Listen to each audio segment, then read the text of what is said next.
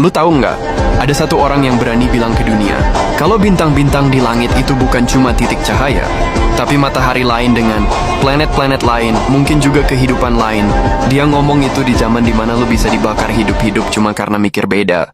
Namanya Giordano Bruno, dia filsuf, matematikawan, pengamat langit, dan pemberontak sejati yang pikirannya jauh melampaui masanya. Bruno lahir tahun 1548 di Nola, Italia, sebuah kota kecil di dekat Napoli. Dari kecil dia udah beda. Otaknya tajam, rasa ingin tahunya gila, dan dia nggak tahan cuma nerima jawaban tanpa mikir. Di umur muda dia masuk biara, Dominikan di Napoli, tempat di mana orang dididik untuk taat mutlak pada gereja. Tapi buat Bruno, taat buta bukan kebenaran. Dia malah sibuk mempertanyakan semua yang diajarkan. Kenapa bumi pusat alam semesta? Kenapa Tuhan harus dijelaskan lewat doktrin, bukan lewat akal dan pengamatan?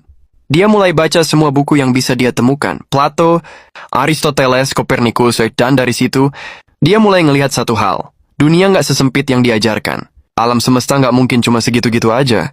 Bagi Bruno, Tuhan terlalu besar buat dibatasi oleh satu dunia kecil bernama bumi. Bruno akhirnya meninggalkan biara dan hidup sebagai pengembara intelektual. Dia jalan dari kota ke kota, Italia, Prancis, Inggris, Jerman cuma dengan buku dan pikirannya. Di Paris, dia ceramah tentang infinite universe. Di London, dia debat sama ilmuwan dan bangsawan tentang teori Kopernikus yang bilang bumi muter ngelilingi matahari. Tapi Bruno lebih jauh dari Kopernikus. Buat dia, matahari bukan pusat, nggak ada pusat. Alam semesta itu tak terbatas, dan setiap bintang di langit adalah matahari lain, punya planet-planet seperti bumi. Mungkin juga ada kehidupan di sana. Kedengarannya keren kan? Tapi waktu itu, ide kayak gitu adalah penghinaan terhadap dogma. Karena gereja percaya bahwa bumi dan manusia adalah pusat ciptaan Tuhan. Kalau manusia bukan pusat, artinya manusia bukan istimewa. Dan kalau manusia bukan istimewa, kekuasaan mereka yang atas nama Tuhan juga bisa runtuh.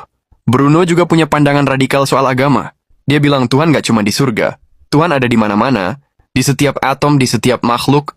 Itu konsep yang disebut pantheism, dan bagi gereja itu sesat. Tahun 1592, Bruno ditangkap oleh Inkuisisi Katolik di Venesia. Dia dipenjara dan diinterogasi selama 8 tahun. 8 tahun dipaksa minta maaf, disuruh tarik kata-katanya, disiksa, diancam, tapi Bruno nggak pernah goyah. Dia tetap bilang, aku melihat kebenaran dan aku tidak akan menyangkalnya.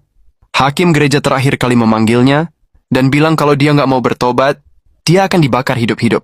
Bruno cuma menatap dan jawab dingin, kalian mungkin lebih takut menjatuhkan hukuman ini daripada aku mendengarnya. Tanggal 17 Februari 1600, di Campo de' Fiori, Roma, Giordano Bruno digiring keluar penjara.